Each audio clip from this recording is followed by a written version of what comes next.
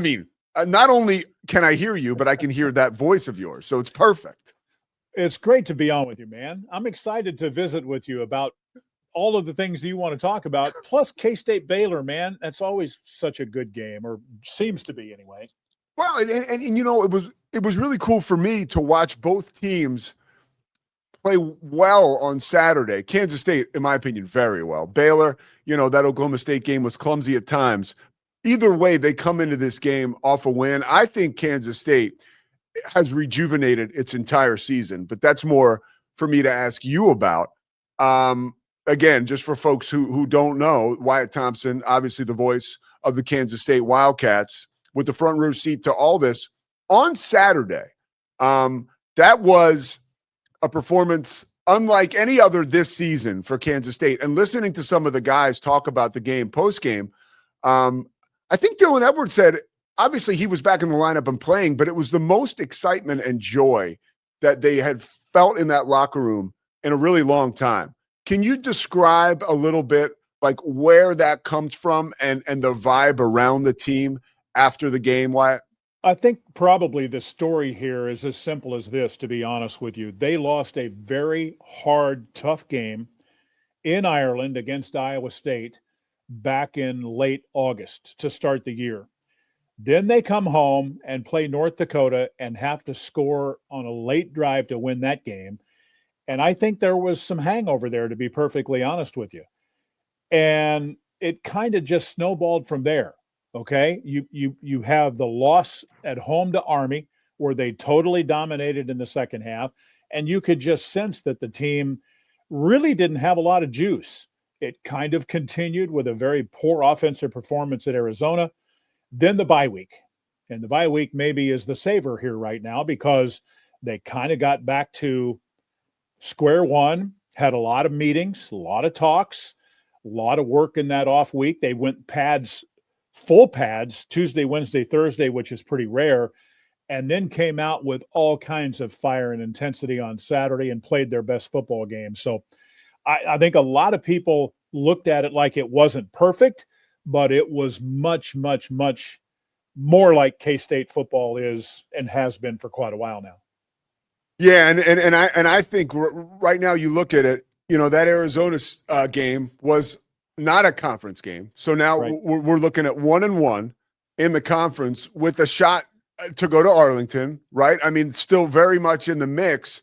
And you have this team full of these guys who were ranked in the top 20 to start the season. So now you're like, hey, wait a minute here. And I think Edwards coming back. Can you explain some of the juice that you saw from the team with him coming back to full health? He was in uniform against Arizona, played like 4 snaps, I guess, but he was back on Saturday. Back. That's a great way to put it, Pete, because he was back. 166 yards. That takes us back to what he did in the Rate Bowl against Rutgers when he had 196. He's not the biggest guy, but he has amazing ability, and he's a big-time game-breaking type individual. He runs inside better than a lot of people would think with his size, but you get him on the edge, move him around, which K-State does a lot. He just makes everybody around him better. So now you have Avery Johnson, you have some of those other guys. Now, they didn't have Jace Brown very much. They're going to be really pretty good, I think, when they get everybody healthy. And that's also been a factor, to be honest. But you could just sense it and feel it with him. Now, I probably should have said this in the beginning. He was injured before he ever played an offensive snap in Ireland against Iowa State and missed some time with a high ankle sprain. But he's back, and you could see he was back, and boy, did it make a huge, huge difference. Yeah, and that is, I appreciate you kind of giving the context there, because he had been absent really up until that game on Saturday, and the explosion, I think, also triggered success for Avery Johnson. And that's a question, my next question for you. You know, we saw kind of like you said, it was, and Avery Johnson said it, it was more K-State football. You know, like there were some of the sets were bigger. I felt like there was more running of the football, and I certainly think Edwards and his performance unlocked Avery Johnson on the ground. How important is Edwards being back to Avery Johnson's success? Off the charts big. And you know what? Let's go back to the time that Dlyan missed. Everybody in K-State Nation was asking about what's wrong with Avery Johnson. Why is he not running more? He going into the game, he had less than 70 yards. This is a guy that a year ago, now albeit with DJ Giddens, who's in the NFL with the Indianapolis Colts, he rushed for over 600 yards. And I think part of it is, if I'm being honest, they're trying to protect him a little bit. They don't have a great amount of experience behind him. Good talent, but not great experience. So they want to keep him upright. But you can't take away maybe his best asset, and that's his wheels. He's got a lot of good assets, by the way, but those wheels are special. He had an early run in the game. I think it relaxed him. It relaxed everybody. Now you get Dlyan going. All of a sudden, things are pretty good. K-State in this game had 266 rushing yards and threw for 168. So Avery was better with Dlyan.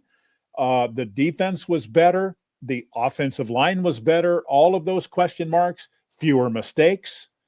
It was a start.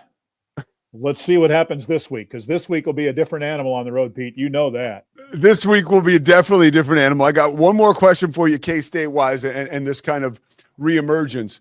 Matt Wells joins the program as an offensive coordinator, and I think it's cool because Chris Kleiman talks about having just another former head coach in the building when things get rough, somebody to go talk to. But also, you mentioned Avery was more. They wanted him to throw more or protect him. What was that at Matt Wells? Was that his presence?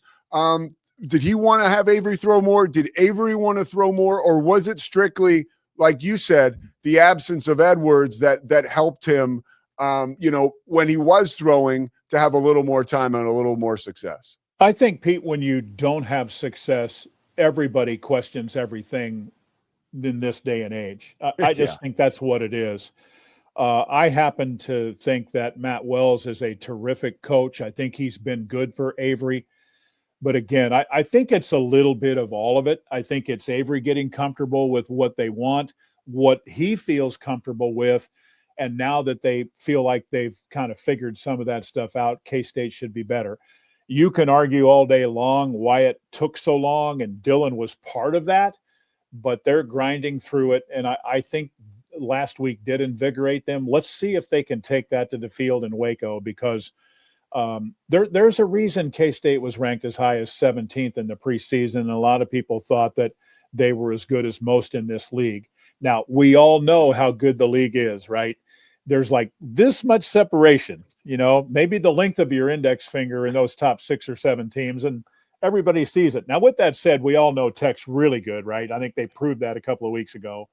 Arizona State, they know how to win games. Iowa State, you just go from there, man. Yeah. All the others, you could name 4 or 5 teams. Nobody's talking about Cincinnati.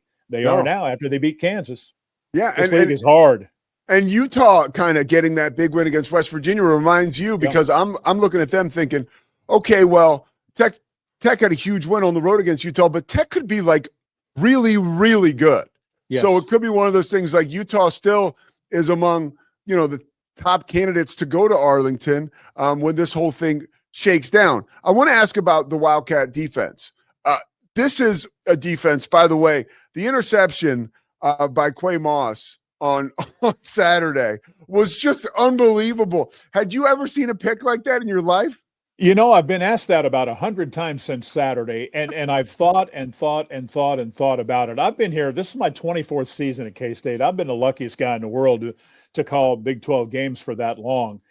We've had a lot of guys here recently make the league, whether it's Jacob Parrish, Julius Brents, Marquis Siegel, DJ Reed. You can just go on and on and on.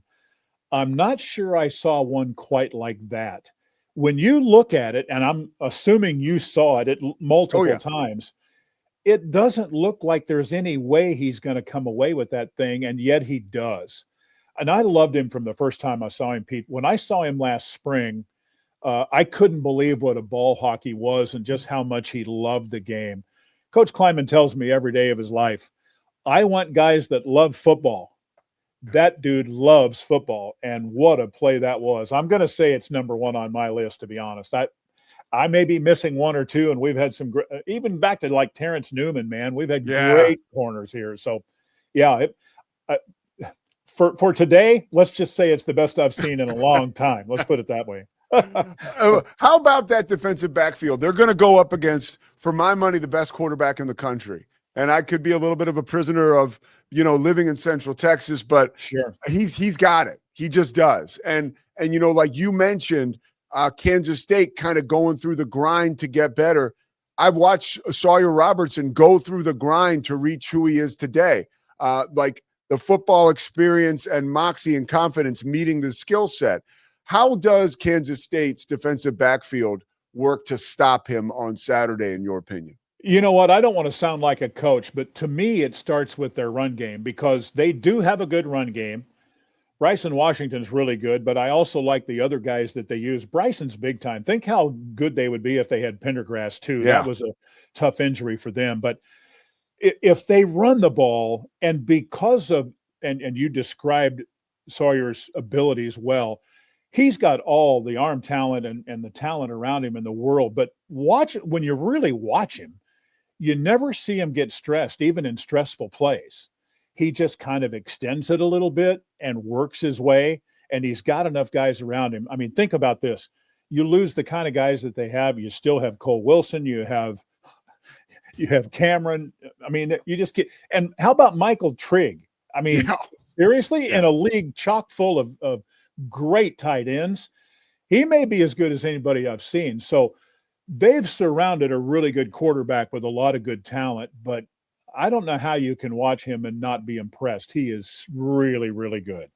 He is so good. And I think he is like that equalizer in a sense where just when you think you've stopped the running game and the passing game, and then you got Michael Trigg right down the seam for a huge game, and then God knows what happens after he catches the ball. When you talk about the Kansas State defense, Chris Kleiman, in no uncertain terms, said, "Hey, we got to keep them off the field." Yeah, because you can't have them on the field for 90 plays. Like that is not a recipe for success. How does Kansas State get off the field against Baylor? Well, that's going to be it. I mean, let's be honest. You have to slow down the run game some to put more pressure on Sawyer, even though he handles that pressure most of the time. K-State has really struggled defensively this year, even back to last Saturday with big plays. You got to clean that up a little bit. But it's even more than that. I think one of the real key factors here is you better have good efforts on first down, because if you get them in second and third and short, you are going to be on the field all day long. Army is the perfect game that's the example of that. Think about this, Pete. K-State had the ball for less than 2 minutes in the third quarter of that home game and had it less than 90 seconds in the fourth quarter. Wow. I've done a lot of games in my lifetime. I've never seen anything quite like that. I mean, the plays were like 85-45. It was nuts. So you better compete. You better get some that's the one good thing that K-State can do if they can slow the run game even a little bit, is they've got a lot of guys that can rush the quarterback. But the other side of that is Sawyer's so good at getting rid of it quickly. And when you've got Wilson and Cameron and Brown and all of those kind of guys, and I'm leaving out a couple, of course, you got to get there quick, but you got to keep them no big plays. And that's almost impossible to do against those guys. You're going to give up some yards. You just hope it isn't. I mean, think about it. They've been in the 600-yard range twice in 5 games. And I think the least that he's thrown for is about 250. And that was against Samford in a blowout game. Yeah. He would have had 600 against them had he played the whole day. Right. So you got to give them their due. The best thing to do, I don't want to sound like a coach. If you're I asked the question, so go ahead. Get that whistle around your neck. I asked you. If you're going to win in Waco, you do it by possessing the ball longer than them, and that's just one hope, right?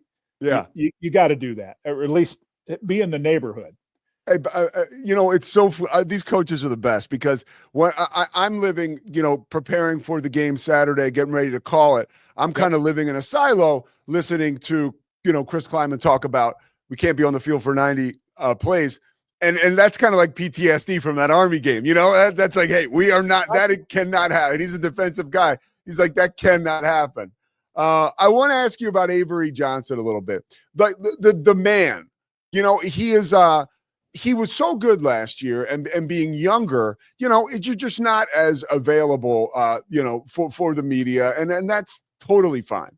But there's when you hear him talk, he's super likable and enjoyable to listen to and to get to know. How have you gotten to know him over the course of this chunk of time that he's been on campus? And, how have you seen him evolve? Really good questions, because I think at the end of the day, he's one of the most talented quarterbacks that we've had in my time at K-State, and that's 24 seasons. We've had, going back to Bill Snyder and then through the 7 years I've worked with Kleiman, excuse me, we've had a lot of really good quarterback play here. I mean, you think about Michael Bishop and L. Roberson and some of those kind of guys, and here more recently, Skylar Thompson and Will Howard, and now this kid. This kid's as talented as most. Chris Kleiman has coached some guys that have been in the NFL, whether it's Carson Wentz or Easton Stick. I mean, kind of knows what he's doing, right? And I think at the end of the day, what I appreciate about Avery is, with all of the spotlight on him, he has handled it about as well as you possibly can, because everybody in this day and age, he's making a lot of money. With that comes pressure. With that comes expectations. And to be honest, he's grown in that area. He's tried to be a better leader this year. He put 18 pounds of muscle mass on from the end of last season to the start of this one. So he couldn't be more committed.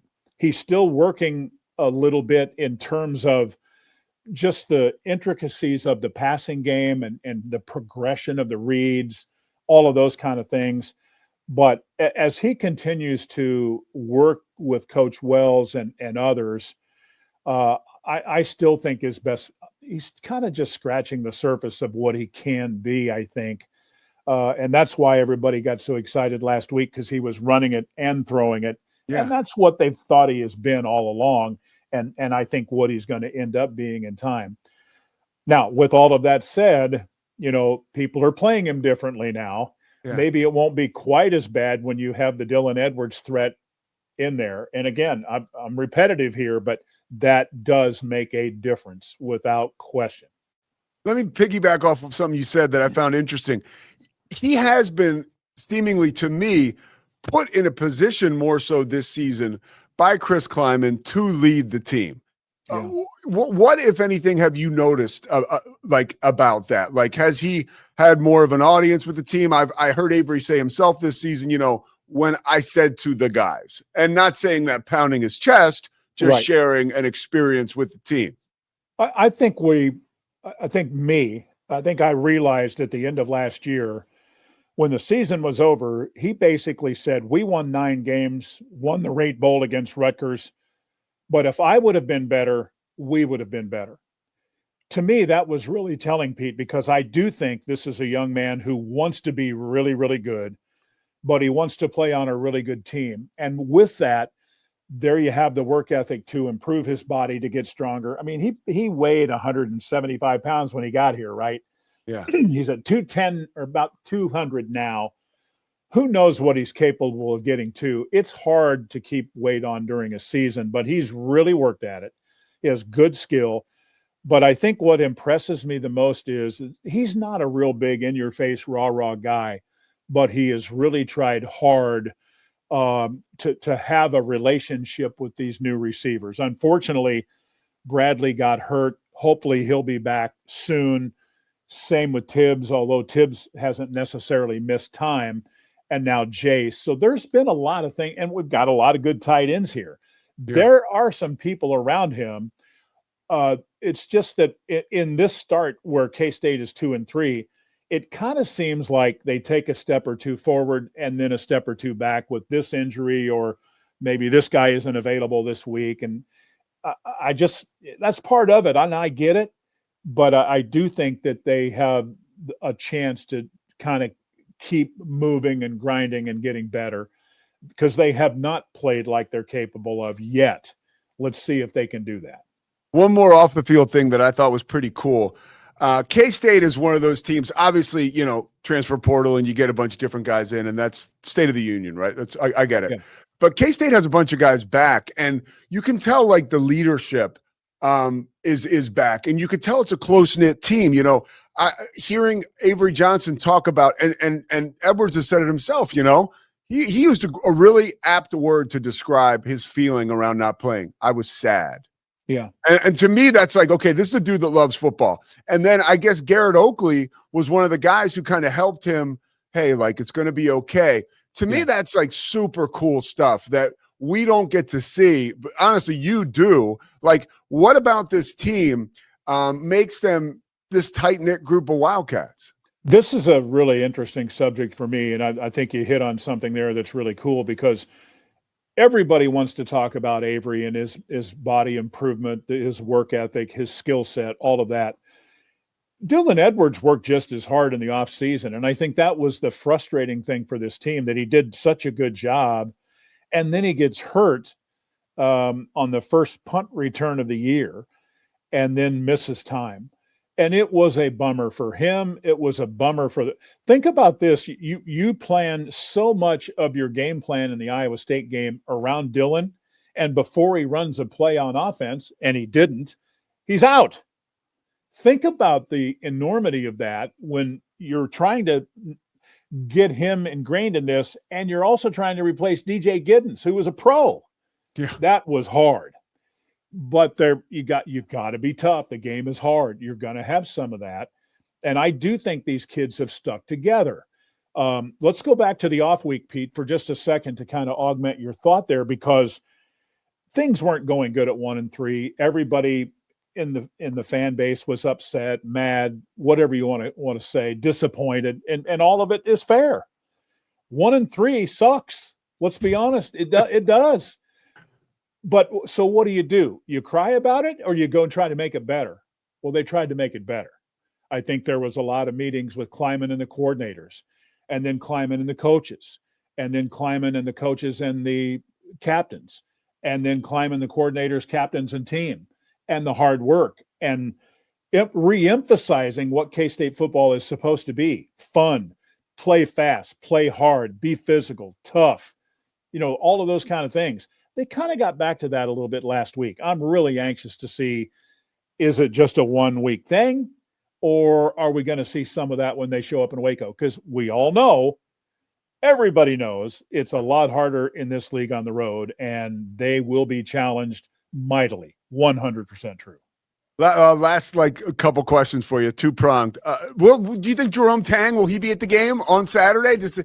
I didn't even think about that. Yeah, I mean, I was curious, and not that you would actually know, but I was thinking maybe that's a Coach Tang and a trip to hang with Scott Drew and in some luxury suite that you or I couldn't ever get into, Well, I love the question, and I will, I wish I had the answer for you now, but I can promise you after hearing that, it's like, why didn't I ask him that? Yeah.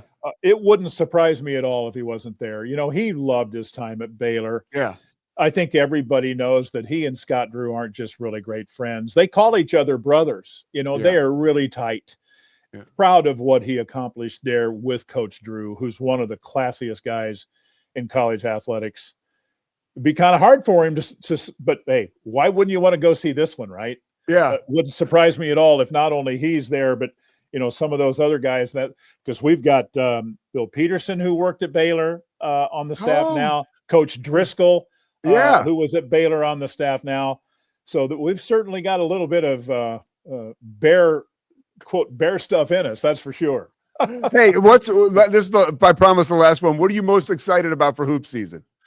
Well, to be honest with you, a lot, but to answer the question, I would say the best thing is, it's been a while, and maybe for the first time ever, we've had this much international flavor on a basketball team. We signed a 7'2" center late from Italy, Doreen Buca, and I think he's a better player and a better athlete than a lot of people might know.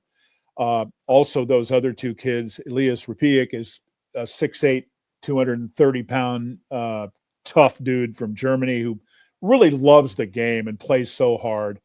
And then I think everybody in the league is going to really enjoy watching Andre Kostic play, Serbian kid who can really shoot the lights out. Really a talent, too. I have seen a couple of things where he might be kind of towards the end of that first round in the draft. So you put those guys with some of the other new faces. I'm a big fan of Nate Johnson, the point guard transfer from Akron.